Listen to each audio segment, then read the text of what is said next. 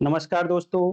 भारतीय साक्ष्य अधिनियम की सीरीज को आगे बढ़ाते हुए आज हम बात करेंगे सेक्शन नंबर 33 भारतीय साक्ष्य अधिनियम corresponding to section 39 Indian evidence act. इस सेक्शन पर मैं जाऊं उससे पहले आपको एक बेसिक बात बताना चाहूंगा।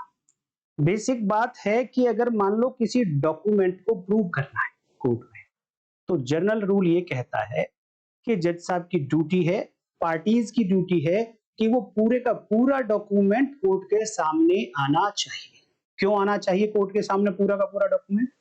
क्योंकि जब तक उस पूरे डॉक्यूमेंट को नहीं पढ़ लेंगे, तब तक आप उस डॉक्यूमेंट का नेचर, उस स्टेटमेंट का पूरे डॉक्यूमेंट से क्या इफेक्ट आ रहा है, वो किन सरकमस्टांसेस में वो स्टेटमेंट दिया गया, ये आप नहीं समझ पाएंगे। तो जनरल रूल तो यही है कि जब किसी डॉक्यूमेंट को आप प्रूव करना चाहते हैं, तो आपको कंप्लीट डॉक्यूमेंट ही प्रूव करना पड़ेगा। डॉक्यूमेंट तो आप छोड़ दो, डॉक्यूमेंट में तो बहुत सारी बातें होती हैं, बट मैं ये कहता हूं कि आपने अगर एक सेंटेंस को भी पूरा नहीं पढ़ा, तो भी आप उस सेंटेंस का नेचर, उस सेंटेंस का इफेक्ट समझ नहीं पाएंगे। कहा जाता है कि सेंटेंस को भी पूरा पढ़ना है, और जो डॉक्यूमेंट कोर्ट के सामने जा रहा है उस डॉक्यूमेंट को भी पूरा पढ़ना पड़ेगा।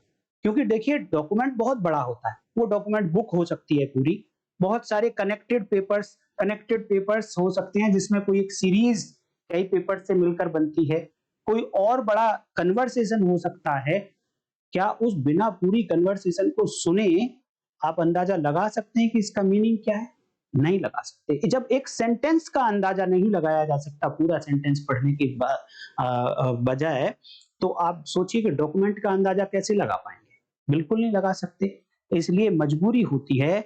जनरल रूल ये है कि आप सेंटेंस को पूरा पढ़ेंगे। सेंटेंस को पूरा पढ़ने का मतलब ये है कि पूरा ये है कि dying declaration can be sole basis of conviction if it inspires the full confidence of the court. अगर आपने पीछे वाले सेंटेंस, जो आधा सेंटेंस है, if it inspires the full confidence of the court, इसको आपने पढ़ा ही नहीं, तो मीनिंग बदल गया। इसीलिए डॉक्यूमेंट्स में बहुत सारी बातें ऐसी होंगी कि अगर आपने उनको छोड़ दिया तो मीनिंग बदल जाएगा। इसलिए जब भी कोई डॉक्यूमेंट कोर्ट के सामने दिया जाएगा और कोर्ट को उस डॉक्यूमेंट का नेचर समझना है, उस डॉक्यूमेंट का इफेक्ट समझना है, किन सरकमस्टांसेस में ये डॉक्यूमेंट तैयार हुआ, उस डॉक्यूमेंट में लिखा हुआ स्टेटमेंट बोला गया, लिखा गया, वो सरकमस्टांसेस समझने हैं, तो फिर पूरा का पूरा डॉक्यूमेंट पढ़ना पड़ेगा। यही जनरल रूल है। लेकिन देखिए, कभी कभी डॉक्यूमेंट बहुत बड़ा हो जाता है। अगर उस सारे डॉक्यूमेंट को कोर्ट पढ़ने लग गया, तो कोर्ट का टाइम वेस्ट होगा, कोर्ट के एफर्ट्स ज्यादा लगेंगे, उनकी जो प्रोडक्टिविटी है वो कम हो जाएगी। तो इस बात का भी ध्यान लेजिस्लेचर ने रखा है। लॉ मेकर्स ने इस बात को भी ध्यान में रखते हुए एक सेक्शन बनाई, सेक्शन 33। ये चैप्टर नंबर 2 है, और चैप्टर नंबर 2 के अंदर सब चैप्टर्स हम लोग देखते आ रहे हैं। तो इससे पहले वाला जो सब चैप्टर था, जिसमें सेक्शन 28 से लेकर 32 भारतीय साक्ष्य अधिनियम तक थी, तो उसका हेडिंग क्या था? सब चैप्टर का हेडिंग क्या था? Statements made under special circumstances. But इसका क्या नाम है? How much of a statement is to be prove.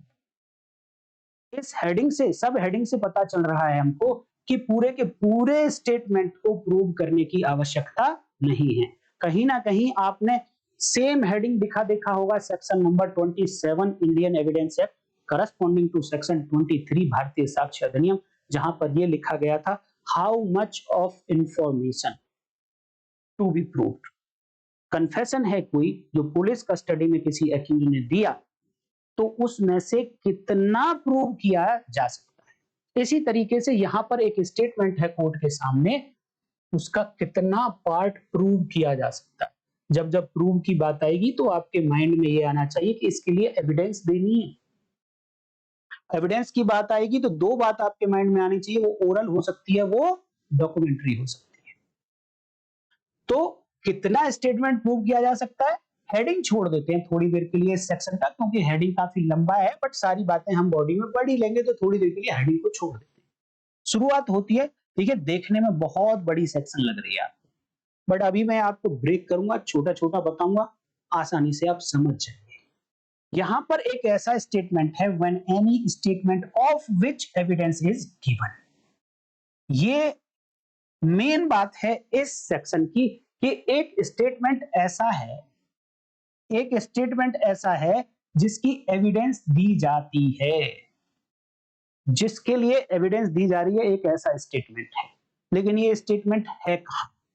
और एक बात बता दूं मैं, जैसा कि मैंने बताया कि पूरे डॉक्यूमेंट की एविडेंस देनी है, उसका एक्सेप्शन है। तो इस एक्सेप्शन में जो एविडेंस दी जा रही है, ये वाला जो स्टेटमेंट है, ये छोटा पार्ट है, छोटा पार्ट, ये पूरा पार्ट नहीं है ये वाला स्टेटमेंट। क्यों नहीं है, अभी मैं दिखाऊंगा। तो ये छोटे पार्ट की जो एविडेंस दी जा रही है, ये छोटा पार्ट है कैसा, which forms part of a longer statement. यानी ये वाला स्टेटमेंट एक बड़े स्टेटमेंट का पार्ट है। नंबर एक बात, अगर बड़े स्टेटमेंट का पार्ट नहीं है तो this statement is a part of a conversation. कोई कन्वर्सेशन है, कन्वर्सेशन कई बार बहुत लंबी हो जाती है।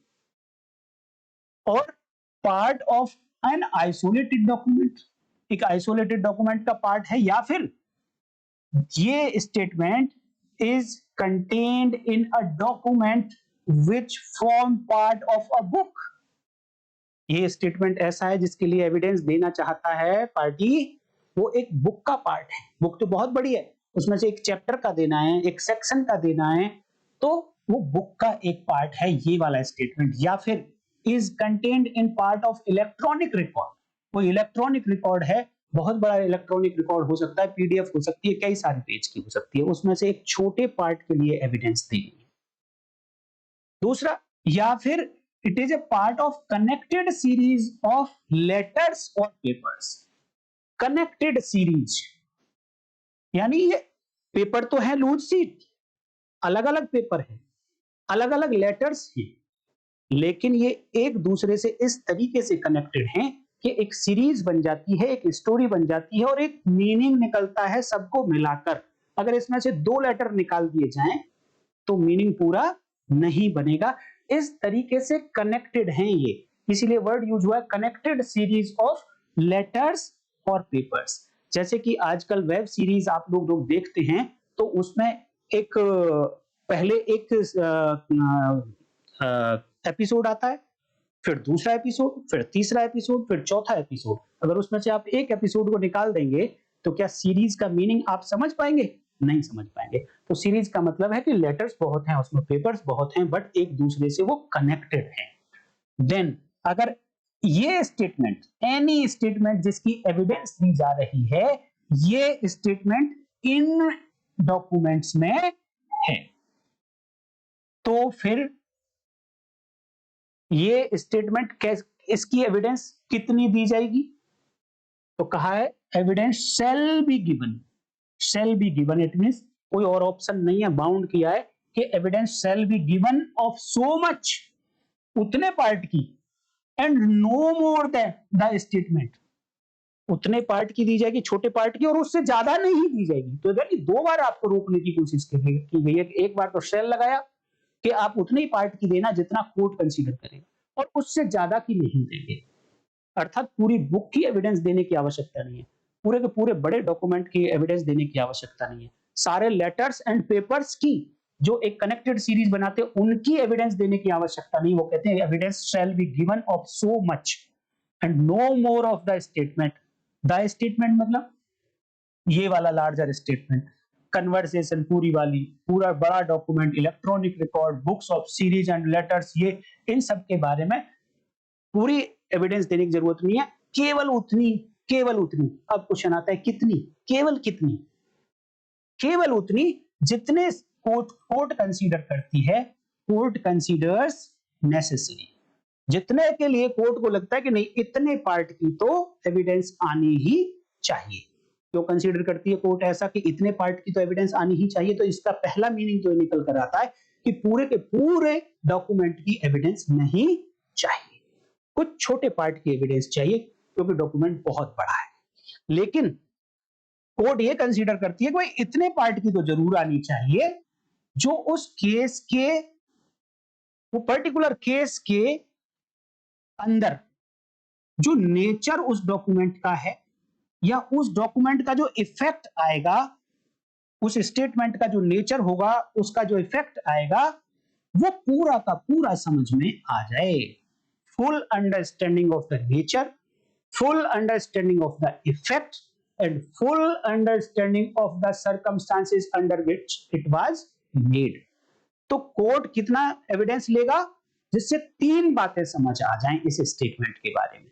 क्रक्स क्या है इस सेक्शन का? ये क्रक्स है ये कि इस स्टेटमेंट के बारे में कोर्ट को तीन बातें समझ आ जाएं। नंबर एक, उसका पूरा का पूरा नेचर, पूरी प्रकृति उस स्टेटमेंट की समझ आ जाए, जितने पार्ट से उस पूरे के पूरे स्टेटमेंट का इफेक्ट समझ आ जाए, या पूरे के पूरे पार्ट में जो स्टेटमेंट है वो स्टेटमेंट, वो बुक, वो इलेक्ट्रॉनिक रिकॉर्ड, वो कनेक्टेड सीरीज ऑफ पेपर्स, इन ये किन सर्कमस्टांसेस में दिए गए थे, बनाए गए थे, वो पूरे सर्कमस्टांसेस भी समझ आ जाए। जितने से पार्ट से उतने ही पार्ट के लिए एविडेंस दी जाएगी।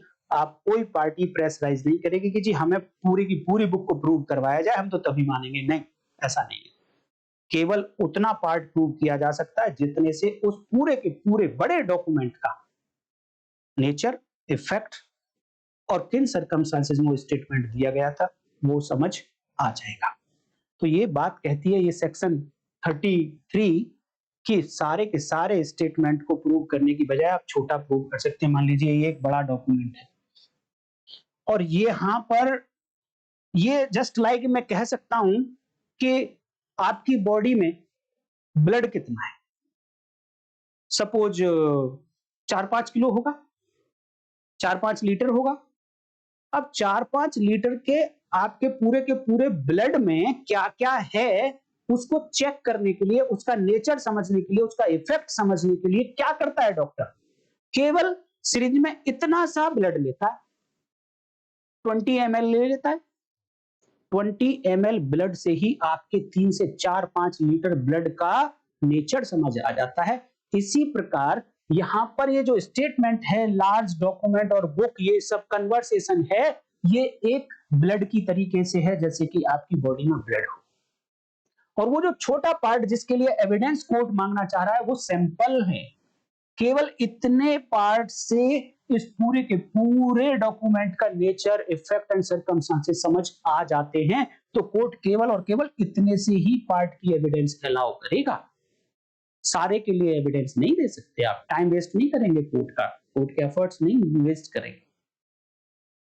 तो ये है इस सेक्शन का क्रक्स। और यहां पर आप देखिए एक क्वेश्चन पूछा गया था कि इस सेक्शन को कब रिप्लेस किया गया था। हालांकि रिप्लेस वर्ड ठीक नहीं लगता है, होना ये चाहिए था कि इसमें ये इलेक्ट्रॉनिक, ये वाला जो पार्ट है, is contained in a part of electronic record, ये कब इसमें इंसर्ट किया गया। तो ये जब जब आपको इलेक्ट्रॉनिक रिकॉर्ड मिले कहीं भी, Indian evidence act, Bharatiya Nyaya Sanhita, the code of criminal procedure, Bharatiya Nagarik सुरक्षा संहिता, इंडियन एविडेंस एक्ट, भारतीय साक्ष्य अधिनियम, कहीं भी इलेक्ट्रॉनिक रिकॉर्ड मिलेगा तो इलेक्ट्रॉनिक रिकॉर्ड को रिकॉग्निशन मिली थी इंफॉर्मेशन टेक्नोलॉजी एक्ट 2000 से। और उसी के बाद से ये इलेक्ट्रॉनिक रिकॉर्ड वर्ड्स, फ्रेजेस यहां पर ऐड की गई थी तीनों एक्ट में, बल्कि तीनों में नहीं, जितने भी और बड़े-बड़े जितने भी एक्ट थे जहां पर डॉक्यूमेंट वर्ड यूज हो रहा था, उन सब के साथ में इलेक्ट्रॉनिक रिकॉर्ड जोड़ दिया गया था। कभी पूछ लिया जाए आपसे तो आपको ये एक्ट और एक्ट का ईयर दोनों याद होने चाहिए। दोस्तों उम्मीद करता हूं कि सेक्शन 33 आपको समझ आ गई होगी। हालांकि इस सेक्शन में इतना कुछ था नहीं बताने के लिए, बट जैसा कि मेरे को खुद लगता है कि मैंने आपको थोड़ा बताया, मुझे क्वेश्चन रह जाते हैं, इसलिए मैं आपको सोचता हूं कि एक बार बताना है तो पूरा का पूरा बता के एंड करते हैं। उम्मीद करता हूं कि थोड़ा कुछ एक्स्ट्रा समझने को आपको मिला होगा। अगर सचमुच में एक्स्ट्रा समझने को मिला है तो प्लीज वीडियो को लाइक कर दीजिए, हाइप करिए, कमेंट करके जरूर बताइए। नए हैं चैनल पर तो चैनल को सब्सक्राइब कर लीजिए और ज्वाइन जरूर कर लीजिए, जिससे कि 24 घंटे के बाद भी आप वीडियोज का एक्सेस ले सकें। दोस्तों एक इंफॉर्मेशन आप लोगों के लिए कि मैं गूगल फॉर्म में वो क्वेश्चंस जो पीछे कभी जुडिशरी में पूछे गए और जो हमारा टॉपिक चल रहा है इससे कनेक्टेड है, वो मैं आप लोगों को, स्पेशली उन लोगों को जो मेंबर्स हैं, उनको गूगल फॉर्म में प्रोवाइड कराऊंगा। आप उनके आंसर्स अटेम्प्ट करिए, अपने आप के कॉन्फिडेंस को चेक करिए कि आप कितना सीख रहे हैं। तो आज की वीडियो में इतना ही, फिर मिलते हैं। नमस्कार, जय हिंद।